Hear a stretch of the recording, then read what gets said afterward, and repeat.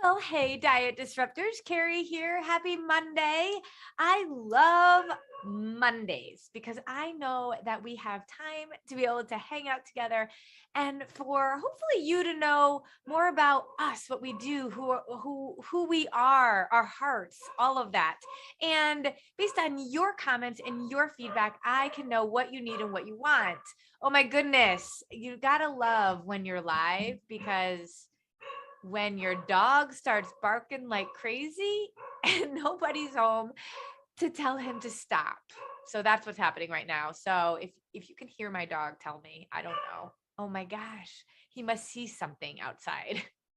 Tell me if you can see my dog. All right. So today we are going to dig into something that I hear people talk to me about all the time. And I want to reframe our language about something and reframe our thinking, because I think when we don't, when we're not aware of some of our language, we can get caught up in a cyclone of things. One of the things that we teach at Disruptive Nutrition with our clients is around self-awareness. Now, we have a quote that we always talk about: self-consciousness is a disease, self-awareness is health. I love that so much. Put in the comments self-awareness. I would love to be able to see who's here. And those of you that are listening, either where we stream live on YouTube, on our Diet Disruptor Squad Facebook group, and our Disruptive Nutrition Facebook page. We also stream this into our podcast.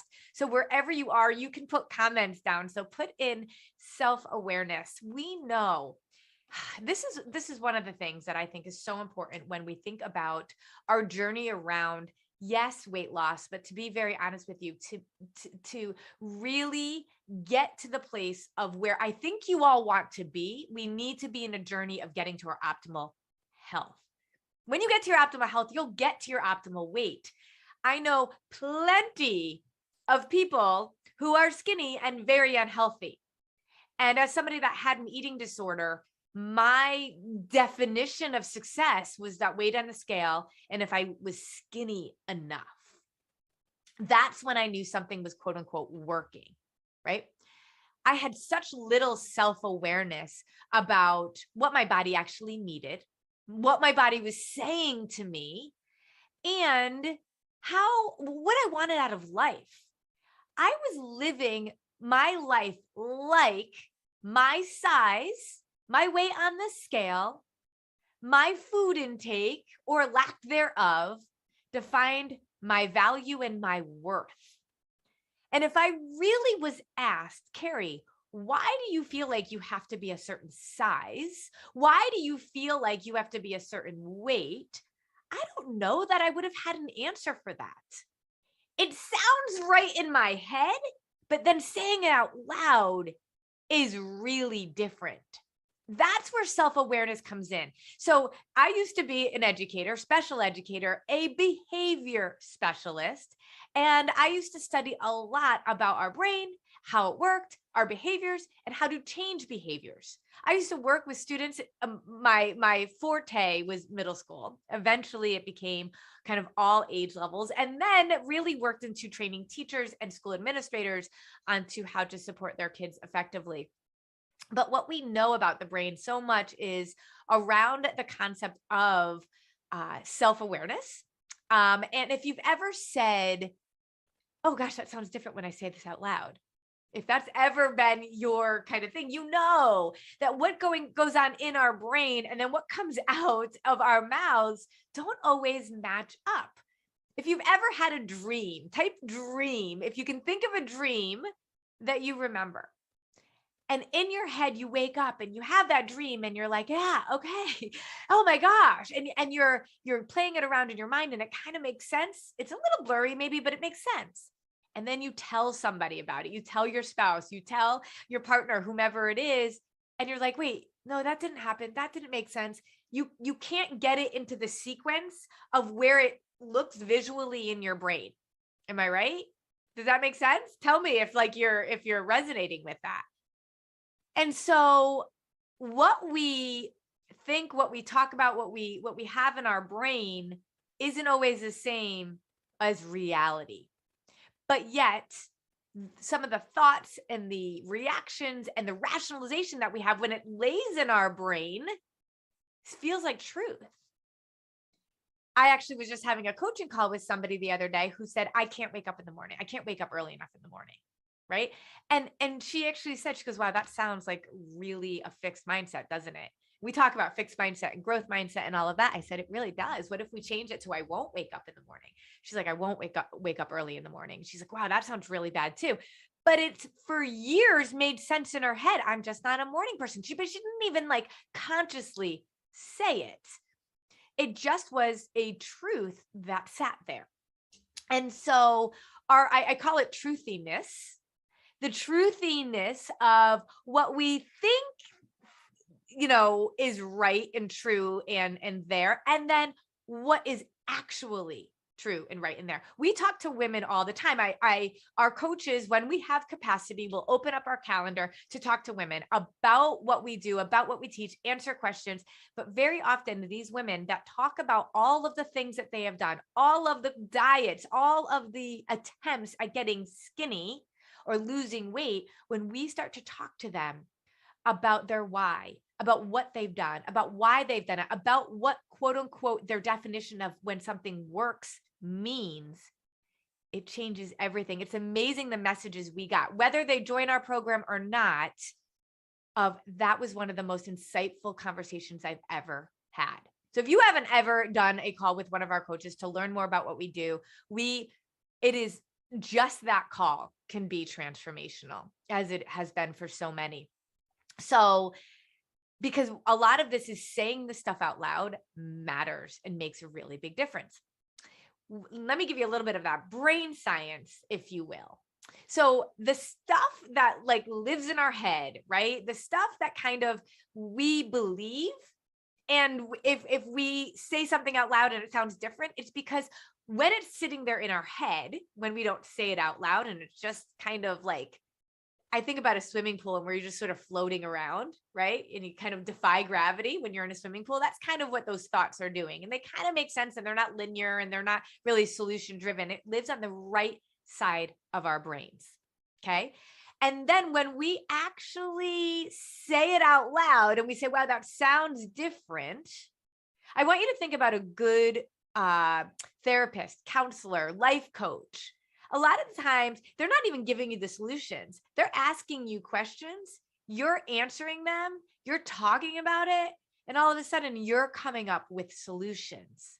That's because within those moments, you are becoming more and more aware of what your thinking is. It's moving to the left side of your brain. That left side of your brain has heightened awareness. It's more of your problem solving, solution driven side. Type in the word left, just so that I know that you're with me, just so that I know that you're listening. So when we think about self-awareness, and we don't actually take the opportunity to be able to out loud in one way, shape, or form, recognize what's going on as our head as truthiness may not actually be serving us, it's transformational. When we say something out loud, when we write it down, when we actually verbalize, it takes that path over to the left side. And that left side truly allows us to be more aware of what we're doing. Now, awareness is one thing. Being aware of what we're doing is one thing. I have a lot of heightened awareness. It doesn't necessarily mean I'm changing what I'm doing. But if you actually dig into some of the race relation issues that we've had over the past, over decades and decades and decades and hundreds of years in our country. But when we really think about the awareness of what it means to be white in our country versus what it means to be a person of color in our country, that people will all say is the first step, being aware of certain things that because of my color of my skin, I don't experience, right? And that first step of awareness allows you to kind of take a look differently at things. It doesn't necessarily mean you do anything yet with that. I say the same kind of thing, and this is a much lighter analogy in every single way. But if a good way to think about this is if you're thinking about buying a car. My 17-year-old bought a car when she got her license, and she saved up and she wanted a Subaru Crosstrek. And it was amazing because I suddenly saw Subaru Crosstreks everywhere. Did it mean because Grace wanted a Subaru Crosstrek, there were suddenly that many more Subaru Crosstreks around? No. I was more aware of that car, and they kind of came out of the woodwork. Okay. So awareness is a really big piece of what we teach at Disruptive Nutrition, because if you aren't aware of your triggers, if you aren't aware of the types of behaviors that you do subconsciously, then you won't ever change them because you don't even know they're there or they're sabotaging you. Right? Does that make sense? Tell me if I'm like speaking and you guys are getting it. Okay.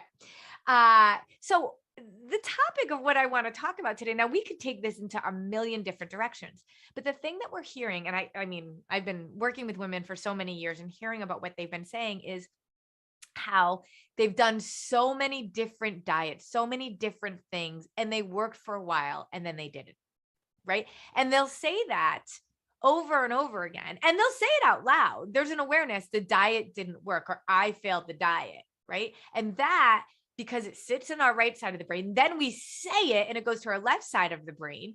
It's true.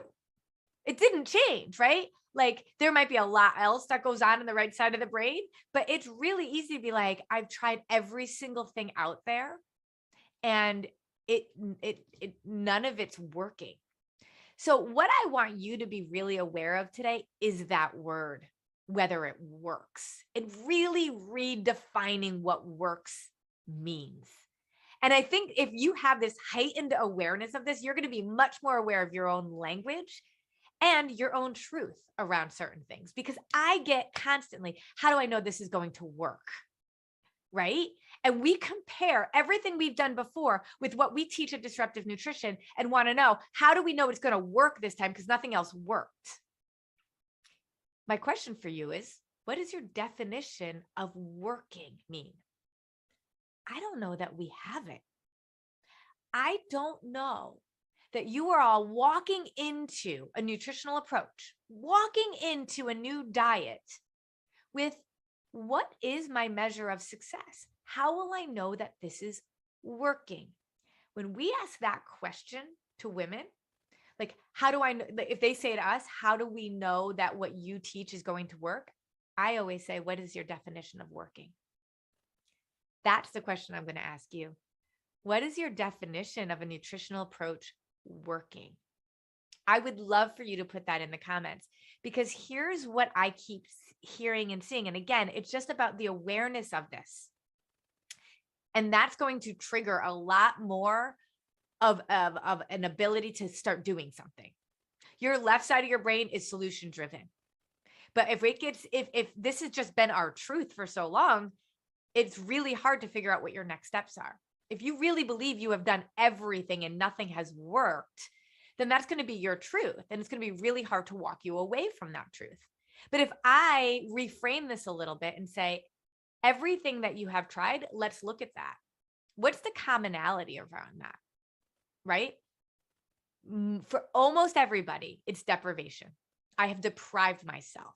The only time I hear women talking to me about something that quote unquote worked, seemed to work better than other things, was when they were fueling themselves. Now, it wasn't always on point. I have never, well, I will say once, other than one person, have I ever in all of the years I've done this and the thousands of women that I've come across, had anybody actually do what we teach and do it right and well. They thought they've done everything else. The one person, Donna, she was on our podcast actually a little while ago. She had worked with Mark McDonald. Mark McDonald is the nutritionist who really honed in on the approach of how we balance our blood sugar in a way that's super simple, sustainable, and satisfying. And Mark, for the last 25 years, has tested and perfected this. And we know what this does for every single body, right? And so Donna actually had worked with Mark years ago, and it was the only thing in her mind that worked. But what she didn't realize after she quote unquote fell off the wagon and then started trying other things and then realizing nothing was quite working, like when she worked with Mark, when she found us, and I was doing a podcast series with Mark, and she realized, oh, this woman here, Carrie, she digs into mindset and behavioral change. And that's what Donna really needed. So she's now able to do this forever because she now changed her thinking, her awareness, replacement behaviors. So she was the only person that I've ever worked with that has done this in a way that I trusted was right and didn't see success, but didn't see success because she didn't stick with it because she didn't have the tools to do it at the time. So going back to what works, I want everybody to realize that if you are looking for weight loss, solely weight loss, not looking for health, the younger you are, the more a diet will quote unquote work. You have a fast metabolism. Your collagen is hydrated, which means your cellular movement is fluid. Your blood flow is fast, which means your body can absorb nutrients. It can flush out toxins. As you get older, that's naturally slowing down. But also with every diet you do, it's going to slow down your body more and more. So by the time you are now 45 and you've been on your 5th diet, 6th diet, 10th diet, whatever it is, your set point is completely different. And you're starting from a whole new starting line, right? You are way, way, way behind the pack. So you keep going into what worked. What is what working mean? And if you are solely focused on weight loss, you're going to go at it the wrong way because you could literally not eat and you're going to lose weight. Yes, but that will only be for so long because your body is going to slow down so much. And how long can you just not eat for? So when you do eat, you're going to gain the weight back. So did the diet that you didn't eat on work? It depends what your definition of working means.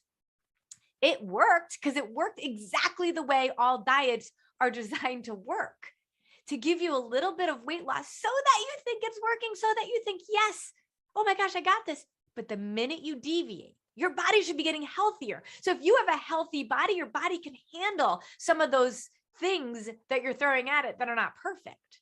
But if your body is not getting healthier, the minute you deviate, boom, it's got to adjust. It's going to hold on to any nutrients that you feed it. Remember, your body at a deficit is actually raising its stress levels. The more you raise its stress levels, the more you become unhealthy. Cortisol spikes your blood sugar. And at the end of the day, when your body's not getting the nutrients it needs, it can't fight off the things it needs to fight off. So I'm going to say to you, and I want you to be super aware of the word works. The diet worked. It just wasn't a plan that you could do forever. It wasn't a plan you could do with your kids. And it wasn't a plan that was based in science to help your body thrive. It was based in science, all right, but not to help your body thrive. The 3 questions we always ask: 1, is it based in science? So your body can thrive, so that it gets better over time. 2, would you let your kids do it? 3, can you do it for the rest of your life? Your body has a muscle memory. It's got like PTSD. Now, your body is amazing and resilient, and it will be able to replenish itself. You will be able to undo some of the damage, but it depends how long you have been doing it for. How much of a renovation you really need, because your body has PTSD. How you have lost the weight has to be how you maintain it. Otherwise, your body does not know how to continue to do the thing that you want it to do, lose weight, while you have now changed the rules, adding food, right? You have to be able to get the results that you want while doing the thing that you can do forever. The diets have worked, but you need to change what your definition of working is. That, to me, does not work for me. What works for me is a solution that I never feel deprived, that gets me healthier, that gets me stronger, that at closer to 50, I'm actually healthier, stronger, leaner, than I was when I was closer to 40. That's what works. Something that I can make sure that my kids know how to do so I can change their family trees so they don't end up with the same complexes around food that I have, so that their grandchildren have what they need at a very young age. That is working. So that I don't put myself at risk for the metabolic diseases that almost 9 out of 10 people in this country have, that all stem from an imbalance in blood sugar, all of them, that actually cause diabetes, heart conditions, high blood pressure, high cholesterol. You go on a diet and you solely look at weight loss as working, you don't even realize that you are putting yourself more at risk for those metabolic diseases. And that to me is not working. So this whole podcast today is around you being aware of your thinking and start to say stuff out loud, but then question it. I know that we're saying working is one thing, and how is this different? How do I know this is going to work? Then I want you to take it one step further and take that level of awareness to a whole nother place and say, what is my definition of working mean? How will I know that I'm on the right path? Will you have met your goals and then you just drop off? No. You meet your goals and then you keep going and you keep going and you keep going. There is literally no end in sight. This is the marriage that will last forever, as opposed to dating a guy that you knew wasn't any good for you and you married him anyway. I know a lot of my friends who are now divorced that said, I knew walking into it, I was going to be able to do it forever. And there was this fear, right, about not following through. We don't have time for that anymore. Our bodies need, we deserve, we have too much value in this earth to do something that we, A, cannot do forever, B, is not going to actually work in the definition that we need it to, and C, does not allow us to actually do the things that we are meant to do. And all of the years that I have obsessed about my body and food, I think about all the time wasted that I could have been doing the things that I should have been doing. So I want that level of self-awareness to be there. What are the things that you're thinking? Say them out loud, even if you're by yourself. What does it sound like when you say it out loud? And then analyze that. And am I sitting in a place where I can thrive, or I'm deprived? And you can be deprived emotionally, mentally, and in your body. And if you aren't thriving in those areas, you can be. That is what we talk about at Disruptive Nutrition, not just how to eat. Yes, it is the foundation. Yes, it triggers so many other pieces of success, but also an awareness of who we are, what we're thinking, if it is or isn't serving us, and then being able to come up with solutions because we know how to deal with those thoughts. That level of self-awareness changes everything. It's only the first step, but without it, long-term success is not possible. So I hope that this was helpful. I'd love to get your feedback. Please put in the comments what you're thinking, what you're taking away, how this is helping you. And keep in mind, that conversation with one of my coaches could be the trigger that changes everything for you to be able to live the life of purpose that you know you were meant to live, to say out loud the things that have been sitting in your heart and in your head for 10, 20, 30, 40 years about you, your relationship with food, who you are, why you want something different.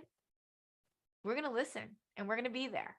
So I'll put a link in so you guys can set up a time to talk with one of our coaches and at least start that path of self-awareness so that transformation is ready for you whenever you are. Thanks, guys.